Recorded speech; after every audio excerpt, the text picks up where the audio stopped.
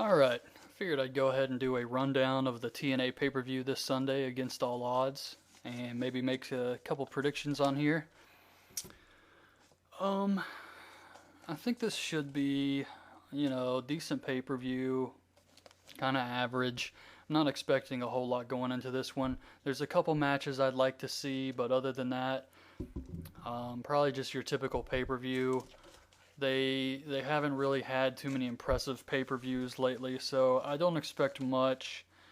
One match is Gail Kim versus Tara for the Knockouts title. Uh, I suppose I would like to see Tara win this because Gail Kim's had the title for a while. She's got both. She's got the Knockouts tag team titles. So I'm gonna say Tara should win this, and then maybe start feuding with Velvet Sky, Mickey James. Maybe just kind of freshen up the Knockouts title, and it'll also give Gail Kim something to do. She can start chasing for the title again, and I think that would just be something new for them to do. However, they kind of just threw this match together a couple weeks ago. There's really no build up to it.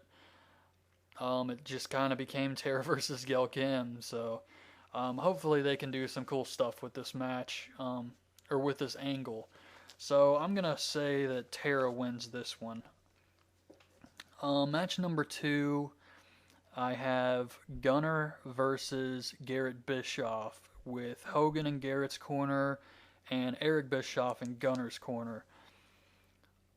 This one's pretty predictable. They're giving Garrett Bischoff a huge push for God knows why. And I'm going to say that Bischoff wins. Eric will try and screw him. Hogan will interfere and take out Eric, and then Garrett beats Gunner. So, typical match. Pretty predictable one here, I think. Then we have Jesse Sorensen versus Zema Ion for the number 1 contender for the X Division title. Later on, we have Alex Shelley versus Austin Aries for the X Division title, and I think Austin Aries has had the belt for a while now, and to breathe new life into it, even though the fan in me wants Austin Aries to win, I think that they're going to give it to Alex Shelley.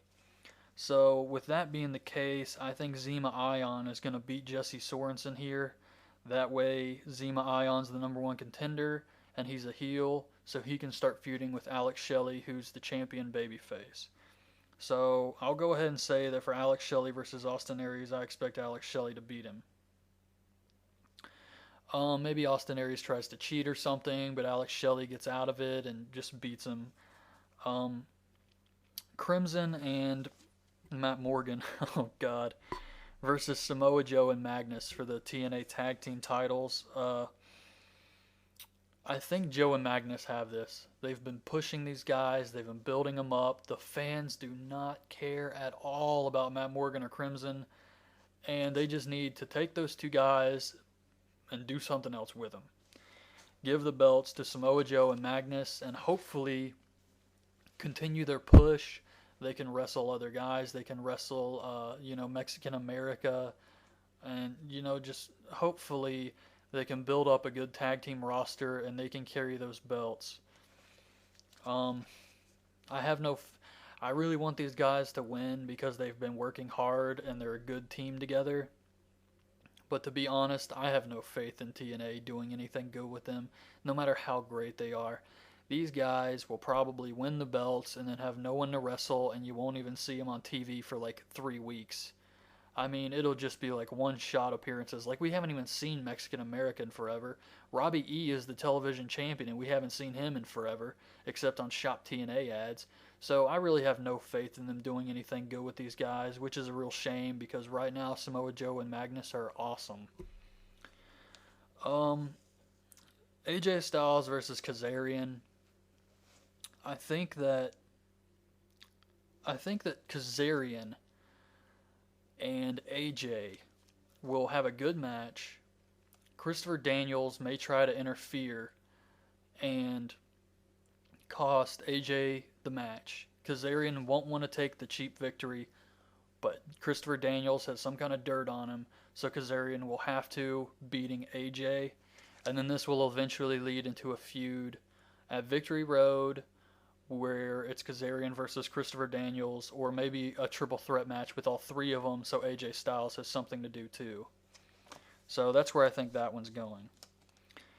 Then we have the World Heavyweight Championship match, which is Bobby Roode versus Bully Ray versus Jeff Hardy versus James Storm, with Sting as the special enforcer.